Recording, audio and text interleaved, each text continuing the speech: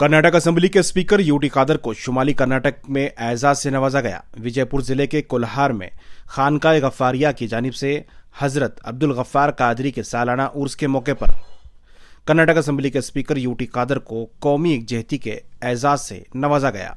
खानका गफ्फारिया की जानिब से हर साल एक अहम शख्सियत को यह अवार्ड दिया जाता है।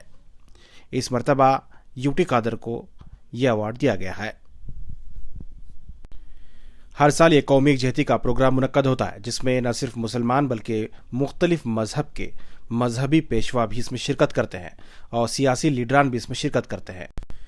इस तकरीब में रियासती वजीर शिवानंद पाटिल, कांग्रेस के senior leader S R Patil और साथ ही बीजेपी के साबिक वजीर यसके बेड़ोबी और कर्नाटक की मशहूर दरगाह हजरत हाशम पीर के सज्जादा नशीन सैयद शाह मुर्तज़ा हुसैनी भी इसमें शामिल रहे।